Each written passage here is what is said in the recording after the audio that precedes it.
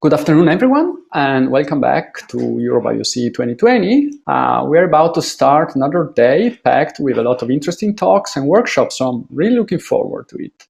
I'm Gabriele Sales, and I'm really glad to be here to introduce our first keynote speaker for the session, Nicola Segata. Nicola started his career with a PhD from the University of Trento. He later moved to Harvard at the Huttenhauer lab, where he focused on computational metagenomics. And since 2018, he's become an associate professor back in Trento, where he has established his own research group. His most recent work has been investigating large-scale approaches to the study of the microbiome. So today, Nicola will share with us his unique perspective on high-resolution metagenomics, well, both the opportunities that it offers, but also some of the challenges that remain open in the field. Now, before I actually leave the stage to him, I have a quick reminder for all of you in the audience.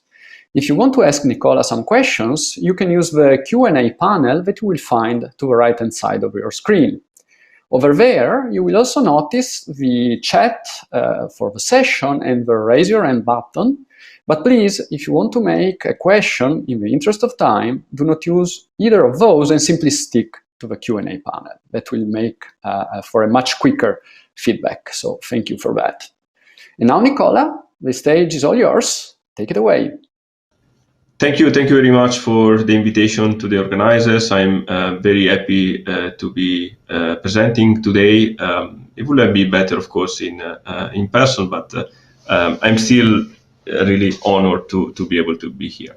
And so today I would like to describe to you some of the work that we have been doing in the lab, especially the work connected with what can be of interest of the bioconductor community, because I think there are still a lot of paths that we can follow, and it would be I would be really interested in following up and discuss more future perspective of what we can do in bioconductor for metagenomics and the study of the human microbiome.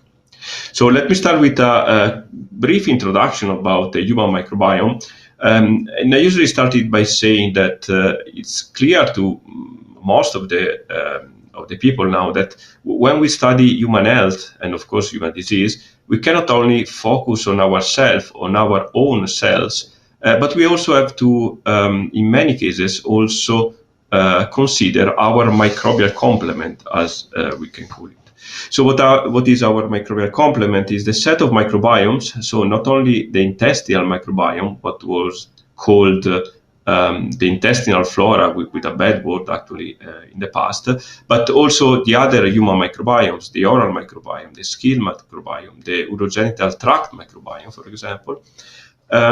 They represent important function for our body. Here on the left, there are some of them that are listed. They go from helping us digesting food, or training our immune system, or helping with our metabolism, or even the gut-brain axis. So really having an effect on our body on multiple levels. We don't know a lot actually, and we don't know what is the extent of the interaction between the microbiome and the different aspects I mentioned, but it's really something we need to look inside much more. The human microbiome is not only bacteria, as someone usually think about, but we also have viruses, microkaryotes, archaea, and this is all an extremely complex community that again, we need to take into account. We can give some numbers to give an idea. The estimates are now that there are at least the same amount of microbial cells inside us than human cells. Of course, microbial cells are smaller, so this will account for 1 kilo or 2 kilos inside your body. But numerically, is a lot. And I think what is even more striking is that if you think about the function, the biomolecular function that they can bring to you, so with different genes and gene families that they can bring, here is actually way more unbalanced. There are many more functions, molecular functions, that are brought by us by microbial genes compared to our own 25 or so human genes that we have. In this, research in this field improved a lot recently, but it has been centuries that scientists knew that the human microbiome is important. But what was difficult was to study the human microbiome, and specifically answering probably to these two questions. So who is there? Which are the microorganisms that are colonizing us? And what are they doing? So which are the functions and the reasons why they are there? Recently, the field was really improved by the use of what we call metagenomics. So metagenomics revolutionized the field and is the approach of studying uncultured microorganisms, so without the need of cultivating each single microbe, via high-throughput sequencing, the same DNA sequencing or RNA sequencing that we use for the human genome. And we focus on the total collection of microbes in a sample. So without cultivation, we sequence a sample and we try to understand what is the community which is populating that sample. Why we need that? Well, we need that because if you want to study the microbiome with your cell phone, for example, and you throw it in a petri dish, this is what you will get. Probably you see one, two, maybe three microbes that are growing. But we know there are hundreds of microbes there. And we want, with an experiment, to look at ideally all of them. So cultivation can be used, is useful, but is not really helpful to describe the overall complexity of a community for many technical reasons, which I'm not going to details a lot. So what we are instead doing is what we call short-term metagenomics, and let me introduce a bit schematically this framework. So we start with what we call an in vivo microbiome samples. This is just a gram of feces or a drop of saliva, and we collect the sample. This little arrow, there is a lot behind it, how you collect the sample, how you keep the sample in the right conditions, so on and so forth. We are not going to the details, but of course that is an important point. Once you have your microbial community in the sample, the important step is the DNA structure. So ideally, you want to break open all the bacterial walls microbial cell walls here to free the DNA, and then, of course, sequence the DNA. Ideally, you want to be able to break the cells all with the same efficiency, so you don't have biases. Something that is clearly not possible because even gram-positive or gram-negative bacteria have a completely different cell wall. However, when you have your DNA pool, you just go to sequencing using the high-throughput sequencing, and because we need to look at many genomes simultaneously and also assess the low-abundant microbes in the sample, here is important to go very deep in the sequencing. And that's the reason why this type of microbiome studies became very popular only recently, when it was really possible to scale this approach to many samples, thanks, of course, to the huge drop in sequencing cost, which is clear in this graph, which I'm sure is very familiar to everyone here. At this point, the experimental part, the green part here, is finished, and everything else is going to be a computational set of steps. This first one is pretty standard, if you like, a quality control of your sequencing reads, plus the contamination of what we call contaminants, which in our case, the contaminant is the human genome, not bacterial genome, of course. But then there is what we call primary analysis or sequence analysis. So this is a set of computational tools that aims to go from your unstructured set of reads to something more understandable, interpretable, if you like, features like, for example, microbial species, so which microbial species are present at which relative abundance, but also which genes, which function, which microbial pathways are present, and again, at which quantitative abundance, which is usually relative abundances. But we will see it, you can also think to try to reconstruct full genomes of the bacteria there. And we do that by relying on a lot of reference information that needs to be actually also organized. At this point, we have a set of features here, which of course we can cross-reference. We have to cross-reference with the clinical data about the samples. And here we have what we can call a slightly more typical bioinformatics, which goes from biomarker discovery to classification to many other tasks. And of course, you need probably almost always to follow up with validations. So while this community is probably more interested in the yellowish part here, today I'm going to describe a little bit which some of the steps that are here in the first step, to then better understand what are the needs and the challenges of the second more statistical or machine learning step we can go into. So the first point, again, is that I want to look inside is this step here, how you go from reads to which species are present there. So this is called taxonomic profiling, and which is not really straightforward. One can think that you can just map all your reads against all the reference genomes that are available, but this is not really a great idea, because if you do that even for just one genome, the Escherichia coli genome, you break it down in multiple reads, and then you map it against all the reference genomes that are present in NCBI, what you will end up with is a pie chart like that. And only 61% of your reads are mapping against the genus Escherichia, not even the Escherichia coli species. But you also have a 25% Shigella, which there is a clear reason for that, because probably there is no reason to call a Shigella something different from Escherichia, but that's another story. And of course, you have many other species here. One of which is even Yersinia. Yersinia pestis is the causative agent of the bubonic plague. So we put the most used bacteria in the lab, which is E. coli K12, and we say that there is some cells of Yersinia pestis. This is not such a good idea. So in the lab, we started several years ago to try to tackle this problem, to go from reads from taxonomic abundances that are precise enough.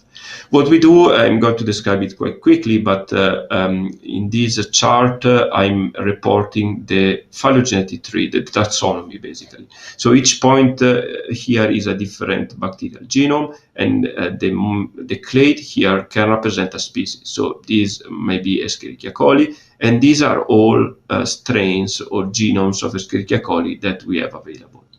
What we rely on is the definition of unique marker genes. So genes that are present in all the representative genome that we have for that clade, but are never found outside. So these are very important for us, because if we can identify these kind of genes, then if in the sequencing sample we have a read mapping against this gene, we know by construction, if you like, that clade Y, Escherichia coli in this case, is present into the sample, and not the others that do not have that gene involved. In order to do that, what we need to do is to identify these unique marker genes from all the bacterial or the microbial genomic information that is present in repositories such as NCBI, of course, and process it. So this is a now outdated slide, and I left it on purpose because then I will show you what are the current numbers. But even 7-8 years ago, we needed to process really tens of thousands of different species to achieve these at a global scale. We did that with a method called Chocoflan, and we ended up by the first input. This was actually 2010, still 10 years ago now. And we ended up with 2 million marker genes that are very accurate in profiling the samples. It is done schematically as I reporting here. These are two species that can or cannot be present in the sample, just to simplify. The arrows here are the genes. And what we do in the identification of the markers is identify these kind of genes. So genes that are always present inside one species, clade 1 in this case, and never present outside. So this is a marker gene. This is not, because it's not core, it's not always present inside the species. This is not a marker gene because it is indeed present always in these species, but is not specific of the species because it's present also sometimes as outside. Right. So when we have our markers, we put them in the database, and then we have our metagenome, and the little things here are just the reads present in the sample. We do a mapping, and with the mapping, we can basically just color with the marker label some of the reads. And when we are here, we are almost done with some normalization and coverage estimation, stuff like that. And from here, it's easy to go to our pie chart. Our little pie chart, which represents the proportion of each species in our samples we started with. What I described was the first version we developed in 2010 and published in 2012, but we are now just releasing the version 3, so we are quite excited about that. And because our markers are only a tiny part of the overall reference information that we have for microbes, this approach is quite quick, and we validated it multiple times in synthetic metagenomes, so metagenomes for which we know the real composition, and this is quite precise because our markers are by definition quite very specific. And also in practice, our results are showing that we also have a feature which is important, which is a low false positive rate, because is problematic when pathogens, for example, are found because are false positives in samples in which they shouldn't be. Without going too much into details here, I'm directly skipping to what you can see with these kind of tools, just to have an idea about which are the data and the data structure we are dealing with. So this is a heat map reporting 30 or 40 or so of individuals. Each single column is a different individual, and we are looking at the skin microbiome of the persons. I'm saying, well, it's not the full microbiome because the list will be much higher. These, I think, are just the top 30 species that are showing up. And colors are relative abundances. So, for example, you can see that Propionatium acnes here is very abundant, close to 90% probably abundance in many different individuals. And the same is probably for Staphylococcus aureus, but there are a lot of other species that are present at very different abundances, or even just presence or not present in different individuals.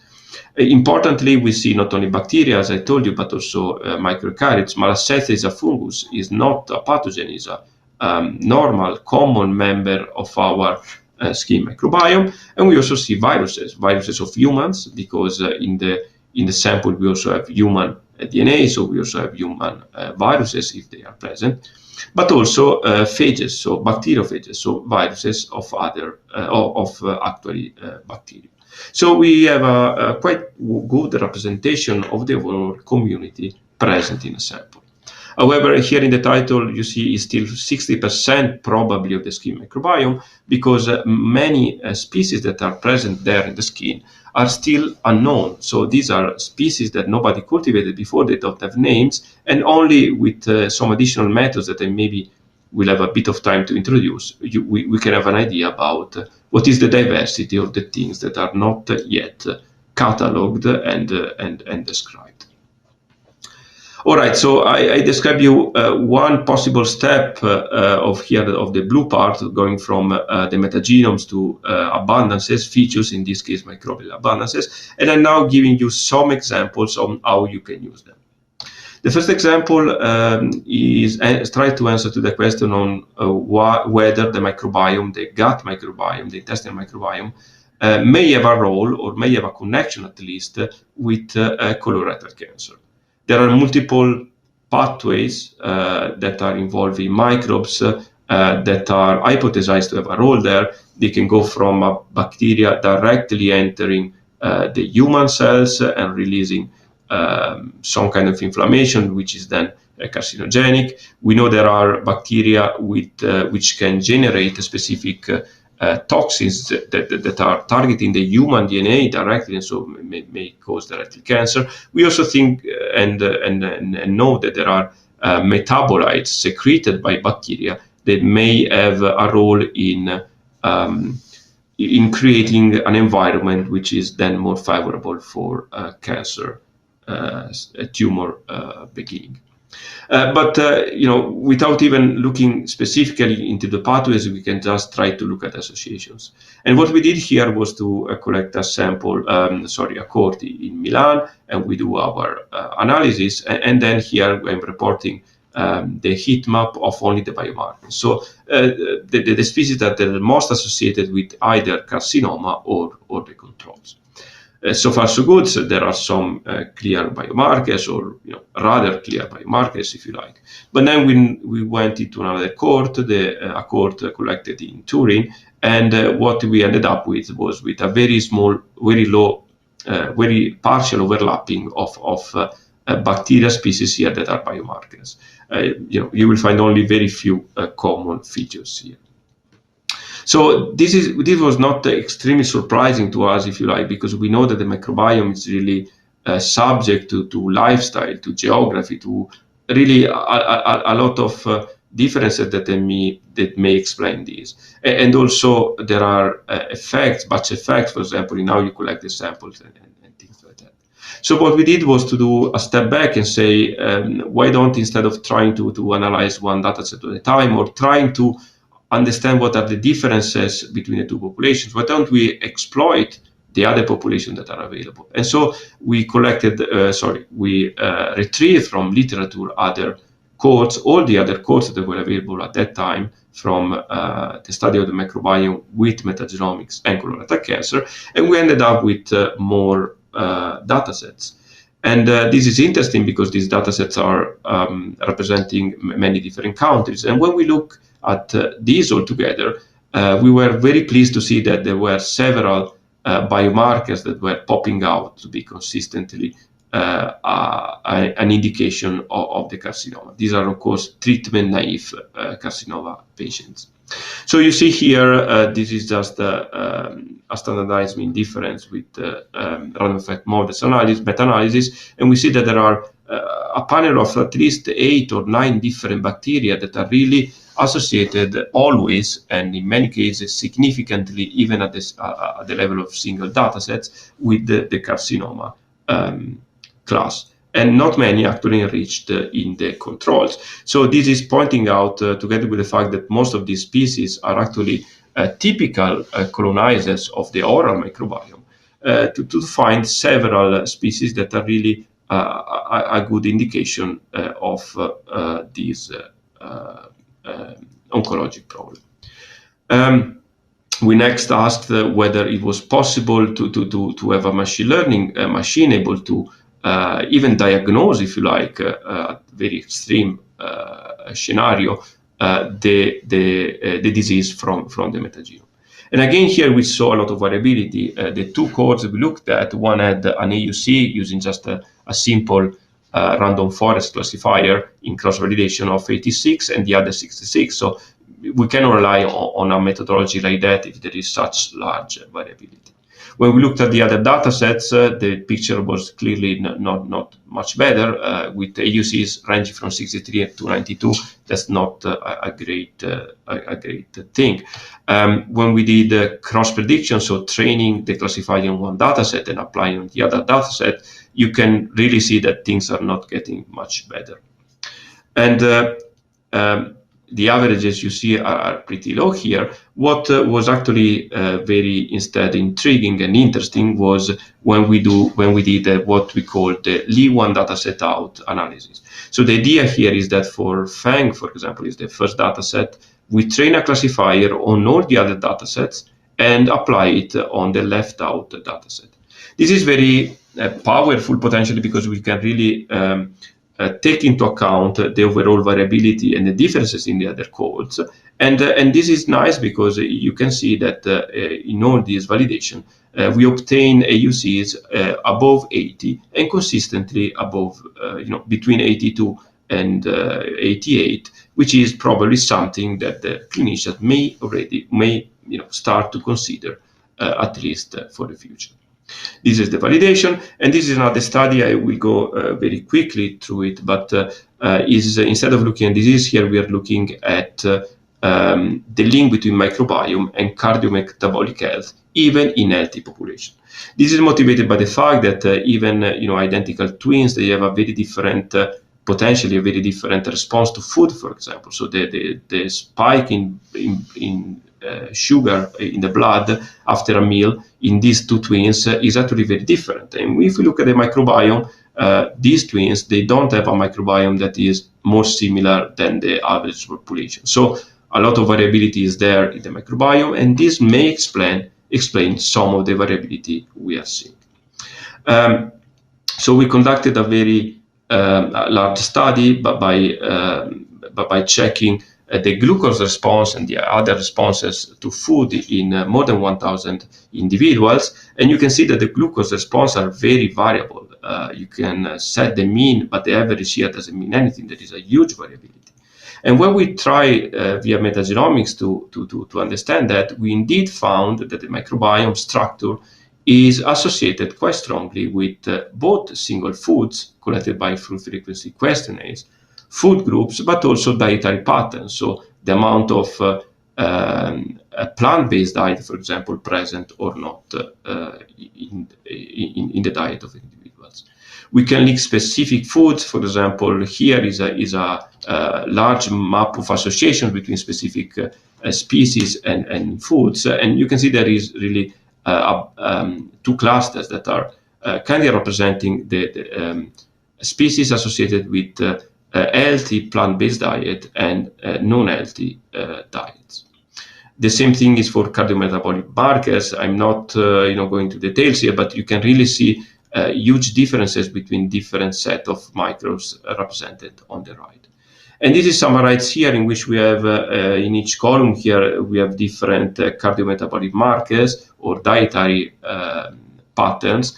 And we can see that there are two different set of species, microbial species. One is consistently associated altogether to good habitual diet, to nice cardiometabolic markers in fasting conditions, and also postprandial, so after lunch or after meal markers in the individuals. And so it's really intriguing to see that there are species that are really indicators altogether of these conditions, including, and didn't mention it before, also obesity. So this kind of shows that there is a strong link between the microbiome and cardiometabolic health, which is mediated and also due directly actually to diet. And this is something we want to, of course, investigate more. So, these were two examples that I showed you of the potential of doing metagenomics with taxonomic profiling. BioBakery 3, and sorry, here there is some glitches with the presentation, but BioBakery 3 is a set of tools that we developed that are including MetaFran3, so the taxonomic profile, and also other profiles that I'm not going into details here, for example, looking at what is the functional potential of the sample. The input right now are a lot more species than what were before. We are talking about more than 100,000 genomes if you put everything together from many domains of life. So there is quite a lot of heavy data crunching to be able to produce these profiles. And these profiles are also expensive to be generated because we need to process a lot of data. And this is not really nice if we take into account the usual cycle of a study. The fact that we collect samples, we sequence, we analyze them, we publish, and then we frequently forget about that and go on. But in the case of the microbiome, in which there is a lot of variability from populations, and even the same disease like colorectal cancer I showed you before can be very variable in different populations, I think is extremely key to not forget the data, but use the data for your next study. And so we need to go toward an integrative framework in which for any given analysis that you want to do, you ideally want to include all the information available from other studies, even not directly on the same hypothesis or condition you're looking at. But this is difficult, no? Because it means that repeating this n times, n maybe more than 10,000 samples, and this is, considering that which one sample may be 50 gigabytes of data. If you do this, there are not many. Not all researchers can do that easily on a desktop. So what we did several years ago now, we started together with Levi Waldron initially. The idea was to produce these profiles of the available metagenomic data sets to be really accessible for persons, for researchers, without need to rerun everything. So this is involving a lot of manual curation, a lot of discovery of data sets available out there. We download them. We uniformly process them at that time with Metafran 2 and 3, now with Biobakery 3, and we produce the profiles that can then put in a bioconductor package inside the experiment hub, actually, to then be assessed directly by the user. The key part of this is on the manual curation, because it is unfortunately very frequent that the data sets are not provided with sufficiently curated metadata. Sometimes metadata is not even available at all. So we had a lot of manual curations here, and then the user, with few clicks, can access to the profiles of more than many thousands samples in just few clicks. You can investigate the presence of a specific bacteria. You can look at the correlation between, for example, a specific bacteria and some molecular functions. You can look at the structure of your microbiome. This is just bounded by your fantasy, basically. There are, a grammar in trying to identify which are the metadata fields that are important. I'm not going to details here, but on this, Eduardo, Levi, and Paolo, we did a lot of work, and this was published initially 3 years ago, but we are really already transitioned to version 2, in which we are reaching more than 20,000 samples, and this was a huge work that especially Paolo did, including 86 datasets. You have a representation here with the metadata that unfortunately you are not able to read, but and more than 15 curators were involved that really were key in curating these 86 datasets that are now available. And this opens completely new fields. So here, for example, Paolo looked at all the datasets with sex information. And we found that there are some species, for example, Alistips here, this is a genus, which is really increased and consistently increased across all our data sets in females compared to males. And this is a signature that was not available at all before we could put together more than 80 data sets, or the data set at least with enough information. So here we are not doing anything particularly advanced, if you like, from the analysis viewpoint, but this is just to show, at least at this point, what is the potential of the package. The potential is really in having a consistent set of data that is really accessible for any kind of analysis you want to do. The same thing on BMI and or age. This is very important, because if you want to correct, for example, in another study of a specific disease, and you don't have very balanced cohorts, you may be able to identify which are the bacteria that are popping out because of confounding factors. I mentioned you before that in the case of colorectal cancer, we have an influx of oral bacteria in the gut, and with this package, Paolo was able to find that it's not only the colorectal cancer, but other diseases have a similar approach. At the same time, we are already thinking about, if you like, curated metagenomic data 3, version 3, and this is the architecture that Sean Davis, in collaboration with us, is already developing. And the idea here is to automatize it with several tools, starting from Nextflow to running the samples, to try to also automatize as much as possible the manual curation, and to produce a data lake, a complex data lake from which both the next version of the packages, but also other ways of assessing the data can be easily implemented.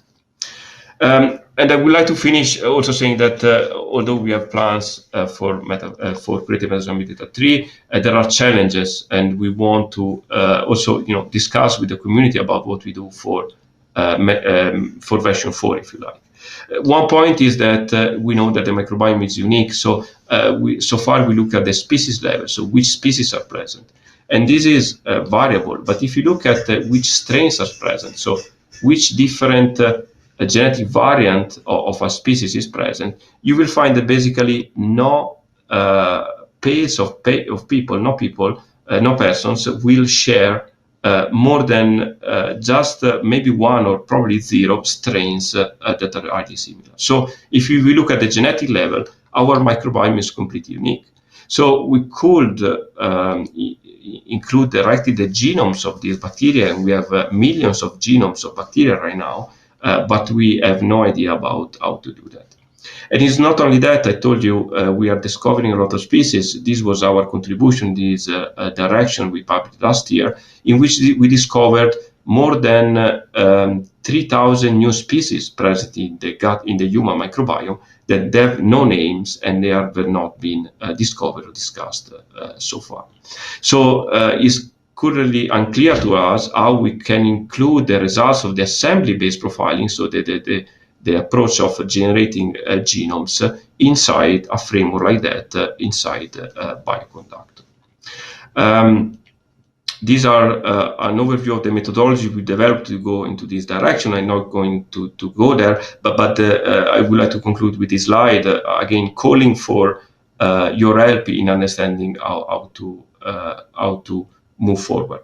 So again, together with questions like how to involve the community in the curation effort, which we think is key for the future, and also how to secure funding for all the computation that needs to be done for the community. One important point is how to force people to provide proper data metadata for the set. But more at a theoretical level, it's quite unclear to us now how we should include, again, strain level information into the package without making the package extremely heavy and extremely difficult then to be used. We want to keep the easy to access features that we now have validated together with increased resolution. And this is what we are working on. And again, we are happy to engage in the discussion on how to go there.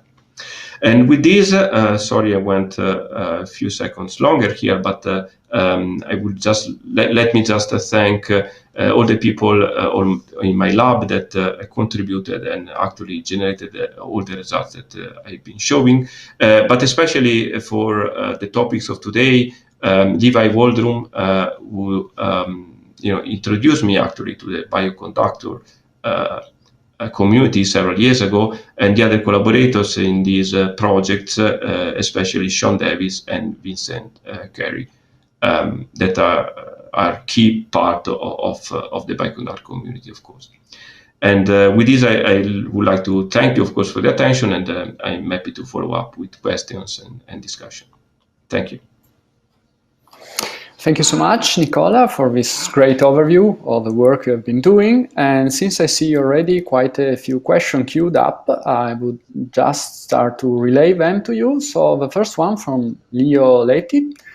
And he asked, much of the analysis in these studies are based on Python tools, actually. So in which problems do you see R and BioC in the ecosystem is most useful and has the largest potential in your expertise?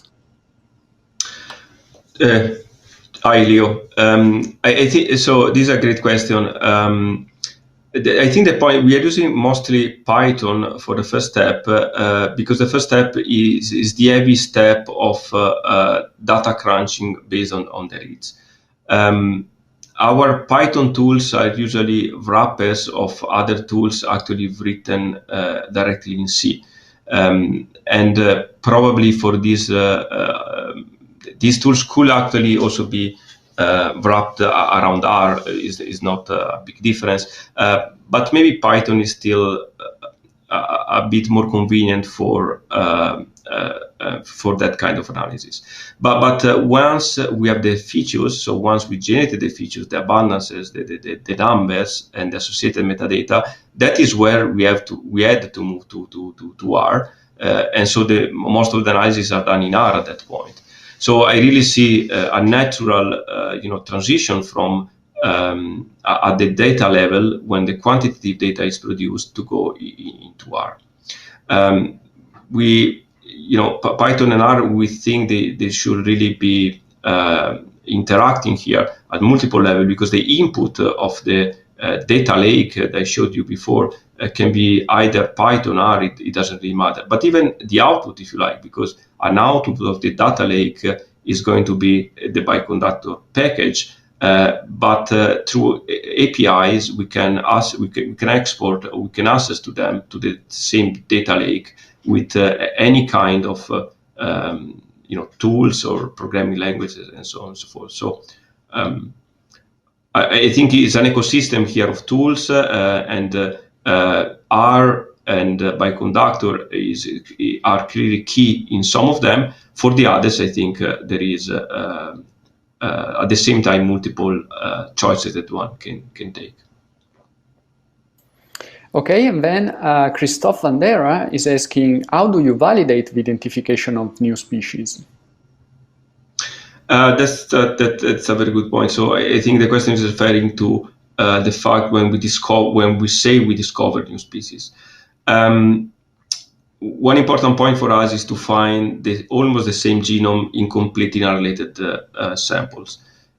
So once we find tens, sometimes hundreds or thousands of genomes almost identical, or 3% genetically identical in many different samples, and these genomes are not close to anything known. So the closest known bacterial genome is at something like 30% nucleotide distance, when two species are usually at 3-4%. Two closest species, are at 3-4-5% similarity. This means that is a new entity, or the genome of a new entity, of course. We had validation that was a real species because the cultivation effort of some groups helped a lot. So they actually cultivated after we predicted the existence of that species, and that was the final validation. So we are pretty sure about some of the species. I agree that some species appearing very rarely and with a genome which is not in a very high quality conditions may still be debatable. This is clear. So there are cases in which we are very confident in the prediction of the existence of a new species. In other cases, is not so clear. Okay, let me close, since we are running a little bit out of time, with one last question from Dominic Braccia, who asks, well, essentially we have 3 versions already of curated metagenomic data, 2, 3, and 4, and how do you expect them to live in the community in the long term? Are people expected to abandon the old versions or something else? Yeah, this is a very good question. I think what I described from version 2 on is what we have in mind, is our wish list. It's not that they are ready tomorrow. Version 2 will be soon. The other is more really large project for the future. For version 3 and 4 is something we have to discuss. It depends on the choice that we will make, because if we are going to include genomes and very complex data there, we need to take to probably divide the quantitative data from the genomic data. This is something we have in mind and we need to discuss in depth, and we will be very keen to keep the community updated on that. Okay, thank you so much, Nicola.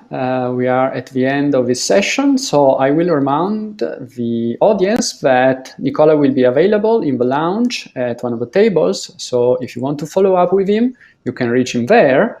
And thank you so much, everyone. See you later.